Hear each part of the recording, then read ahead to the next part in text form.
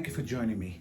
My name is Rod Batiste. I am the director of WCRB Karate and the inventor of Escape Strategies. Escape, ESCAPE. That stands for the Easy System of Control and Practical Emergency Strategies.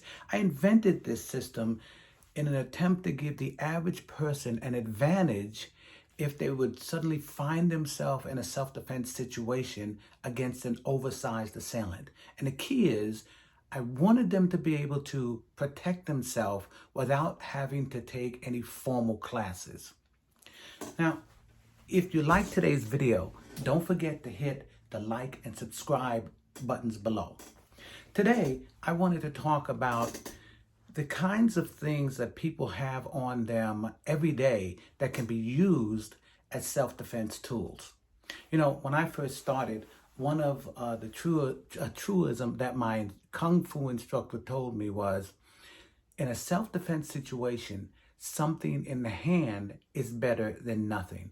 And that's especially true when you're talking about male versus female, because the woman's hand is so much smaller than a guy's hand. It's not going to do the same kinds of damage with something as normal as a punch. Okay, so what things do you have on you that can increase your odds of doing a good job? A shoe. Okay, the first thing is going to be a shoe.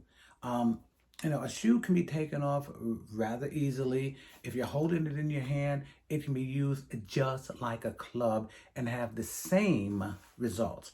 A strike to the jaw with something as heavy as this can actually break the jaw. Okay, so the shoe can be a very, very good self-defense tool in a hurry. A credit card.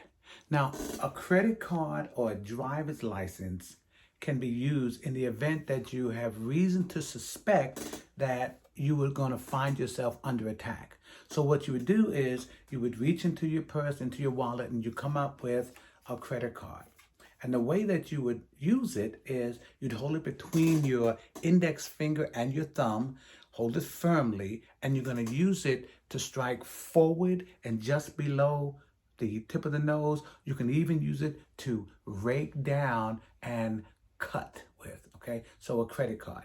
Now, again, that's not going to cause a lot of damage, but a lot of people will respect you and, in fact, change their minds when two things happen. The first is that they realize that they've been injured. And the second is when they realize that you know things that they don't. A belt. Okay, a belt can be taken off rather quickly, and this particular belt has a solid brass buckle. And a belt can be used in a number of ways. I can use the belt to deflect. I could use the belt if I wrapped it around my hand to swing it and make contact. And again, if I make contact with this solid brass, I'm going to do a lot of damage. Depending on my degree of expertise and the situation, if I were able to get the belt wrapped tightly around someone's neck, I can cause them to lose consciousness. A lot of women will keep on them something like this. This is a fingernail file, and it's pretty self-evident. I mean, a fingernail file can be as dangerous as a knife. Now, let me stop there to say that I do not, in any circumstance, recommend that you kill an adversary. That's not what we're doing. But here's a short story. When I was a kid, I was playing basketball, and I was going up for the ball, and the boy in front of me had a pencil sticking out of his back pocket. The lead point of the pencil was on the top. So when I came down, I came right down on the pencil, and it embedded itself in my thigh. And I want to say that the pain was so excruciating that I had to be carried off of the basketball court. I mean, literally, I couldn't walk. Okay, so in a self-defense situation, you can arm yourself with a fingernail file. I recommend, again, that you hold it firmly. If you're being pulled or dragged away, you can use it forcefully to the upper part of the thigh. If you're being grabbed from behind, you can hold it in your fist and come down forcefully into the thigh. Again, that kind of blow is going to immobilize the assailant and allow you precious seconds to get away. A pen, specifically these Bic ballpoint pens, everyday item. Again, it's very, very innocent looking.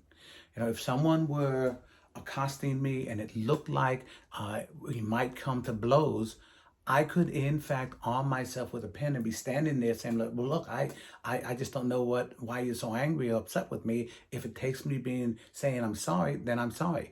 But if the person were to suddenly lash out and I find myself having to protect myself, I can easily thrust out to the thigh and leg with this ballpoint pen. I could turn it over if they grab me. I can thrust back and down into the thigh, and I'm going to be able to get away from that person. I'm going to effectively immobilize them.